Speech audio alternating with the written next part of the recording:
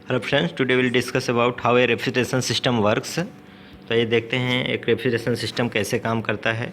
यहाँ पे आप देख सकते हैं रेफ्रिजरेशन सिस्टम के मेन कंपोनेंट्स को दिखाया गया है। Compressor, condenser, expansion valve and evaporator. These are the only main component of any compression refrigeration system. तो ये देखते हैं कंप्रेशन रेफ्रिजरेशन सिस्टम कैसे वर्क करता है। लो टेम्परेचर तथा लो प्रेशर वेपर फॉर्म के रेफ्रिजरेंट को इवापोरेटर से कंप्रेसर के सक्शन साइड में भेजा जाता है, यानी कंप्रेसर सक करता है और उसका टेम्परेचर तथा प्रेशर कंप्रेसर में बढ़ जाता है। मतलब कंप्रेसर के में कंप्रेशन के बाद उसका प्रेशर तथा टेम्परेचर बढ़ जाएगा और कंप्रेसर एक high temperature high pressure vapour refrigerant को डिलीवर करता है और इस हाई टेम्परेचर तथा हाई प्रेशर वेपर रेफ्रिजरेंट को कंडेंसर में भेजा जाता है, जहाँ पे हीट रिजेक्शन प्रोसेस होता है और हीट रिजेक्शन प्रोसेस में यह अगेन हाई प्रेशर तथा हाई टेम्परेचर लिक्विड में कन्वर्ट हो जाता है। उसके बाद इसको एक्सपेंशन वाल्व में भेजा जाता है, जहाँ पे इसका प्रेशर तथा टेम्परेचर दोनों डिक्रीज होते हैं और यह इवापोरेटर में फिर जाता है। इवापोरेटर से हीट गेन करके यह अगेन हाई लो टेम्परेचर तथा लो प्रेशर वेपर में कन्वर्ट हो जाता है और अगेन यह सक्शन में कंप्रेसर के सक्शन में चला जाता है। तो आइए देखते हैं कि कूलिंग इफेक्ट होता कैसे है। सबसे पहले हम शुरू करेंगे कंप्रेसर के सक्शन साइड से।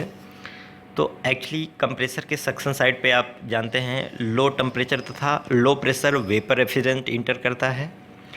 कंप्रेसर में रेफ्रिजरेंट के टेम्परेचर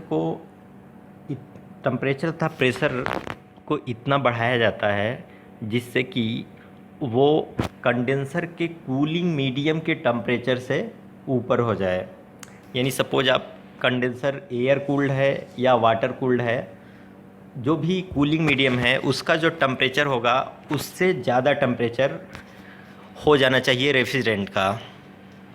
तो उसके बाद वो जब कंडेंसर में जाएगा तो उससे हीट रिजेक्शन प्रोसेस होगा और जनरली आफ्टर कंप्रेशन जो रेफ्रिजरेंट होता है वो सेचुरेटेड वेपर में कन्वर्ट हो जाता है। दैट मीन्स उसका जो सेचुरेशन टेम्परेचर रहेगा उसी टेम्परेचर तक हम लोग उसको ले जाने की कोशिश करते हैं। फॉर एग्जांपल आप मान लीजिए किसी रेफ्रिजरेंट का किसी पर्टिकुलर प्रेशर पे सेचुरेशन टेम्परेचर 50 डिग्री सेल्सियस है, तो हम उसको इतना कंप्रेस करते हैं कि उस प्रेशर पे उसका टेम्परेचर 55 से या 50 तक थोड़ा ऊपर हो जाए।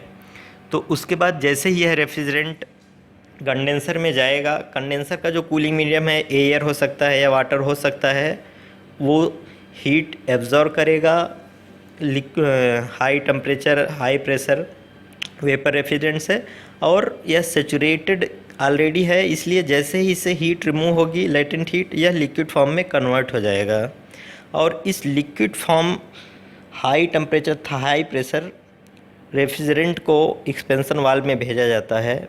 एक्सपेंशन वाल्व में इसका टेम्परेचर एंड प्रेशर लो हो जाता है, यानी यह लो टेम्परेचर तथा लो प्रेशर का लिक्विड रेफ्रिजरेंट निकलता है आफ्टर एक्सपेंशन। तो जैसे इसका प्रेशर लो किया जाता है अगेन इसका इवापोरेशन टेम्परेचर जो है वो लो हो जाता है।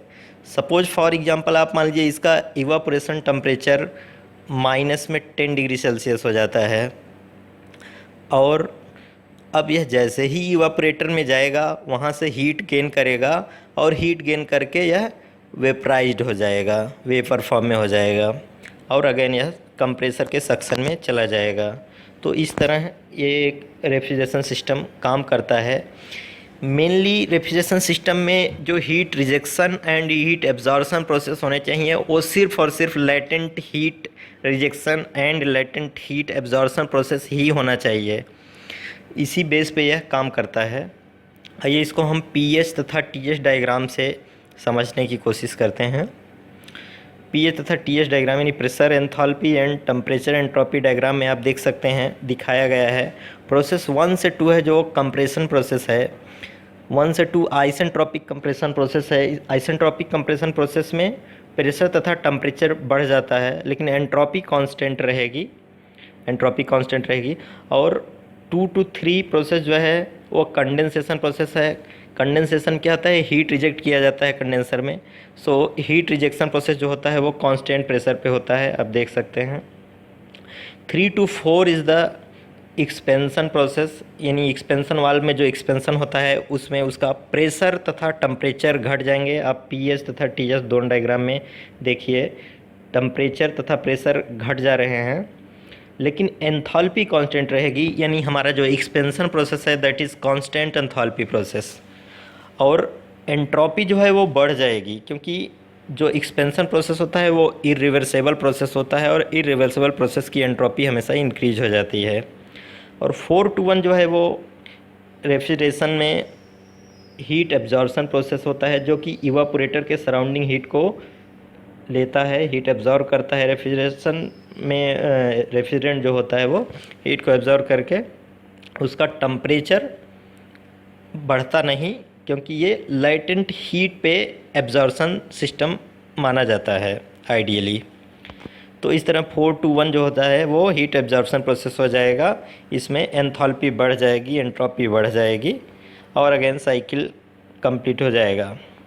तो इस तरह एक रेफ्रिजरेशन सिस्टम वर्क करता है। आई थिंक आपको समझ में आ गया। Thank you.